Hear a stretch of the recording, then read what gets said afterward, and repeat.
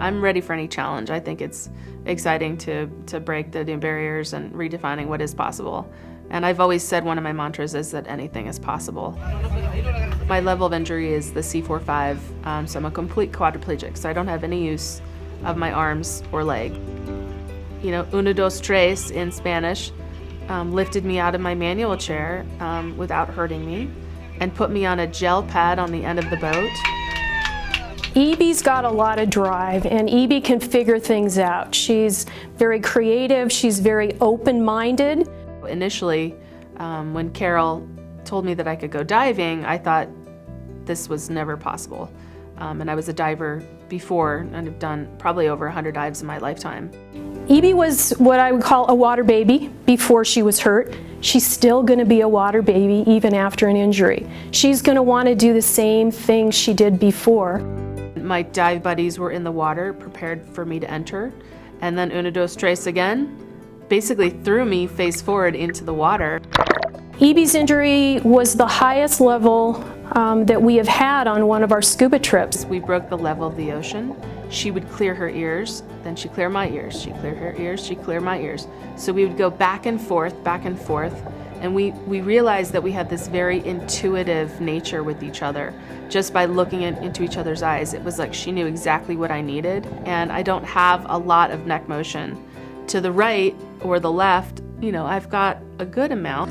It's really important to have that eye-to-eye communication. The eyes tell everything. I mean, as soon as you break the level of the ocean and you see this beautiful coral, I mean, it's so beautiful in Cozumel. It's really one of the best diving locations I've ever been in my life.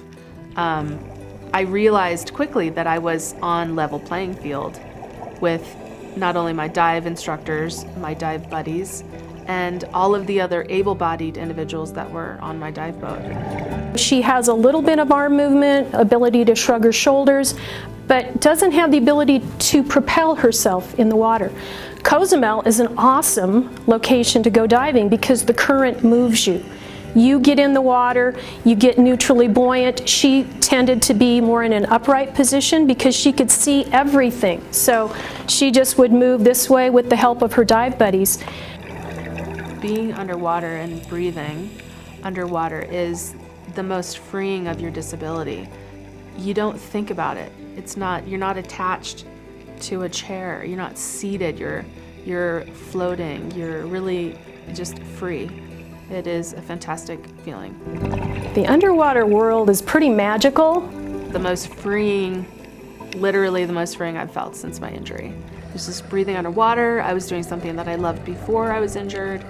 And with my team, I was safe and secure and extremely comfortable, and it just was awesome. They let go of me, and I was using my own breath to control the little bit of buoyancy up and down, and I was floating independently.